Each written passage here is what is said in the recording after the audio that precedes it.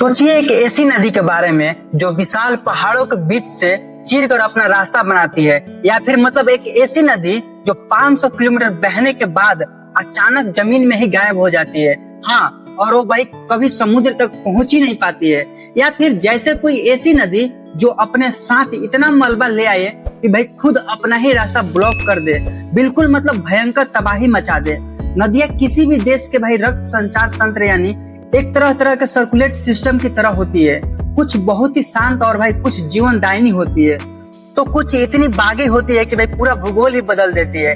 एकदम सही तुलना है। और आज के इस गहन विश्लेषण में हम भारत की भाई कुछ ऐसे ही प्रमुख और बहुत ही विशिष्ट नदियों के पीछे के विज्ञान, उनके इतिहास और परिस्थिति पर चर्चा करने वाले हैं।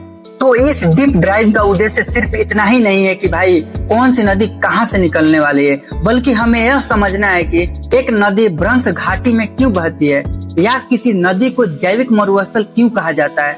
जी हाँ, और ये चर्चा खास तौर पर उन सभी के लिए बहुत महत्वपूर्ण होने वाला है जो जैसे कि यूपीएससी, यूपीपीएससी, एसएससी या रेलवे जैसी प्रतियोगी परीक्षाओं की तैयारी कर रहे हैं। क्योंकि अब परीक्षाओं में सीधे सवाल नहीं आते हैं। हाँ, मतलब अब उन्हें रटने से काम नहीं चलेगा, बिल्कुल नहीं। अब सवाल नदियों के व्यवहार पर होते हैं। हमारा उद्देश्य उस भौगोलिक क्यों और भाई कैसे समझना है, क्योंकि ये नदियां केवल पानी का स्रोत नहीं है, मतलब ये पहाड़ों के प्राकृतिक आरी है, सदियों पुराने व्यापारिक मार्ग है और कई बार औद्योगिकरण के शिकार भी हैं। तो चलिए इन भौगोलिक रहस्यों को अनपैक करते हैं। शुरुआत उन विशाल हिमालय नदियों से करते हैं जो भारत के बाहर से आती है। शुरुआत में सबसे पहला नाम है सतलुज नदी।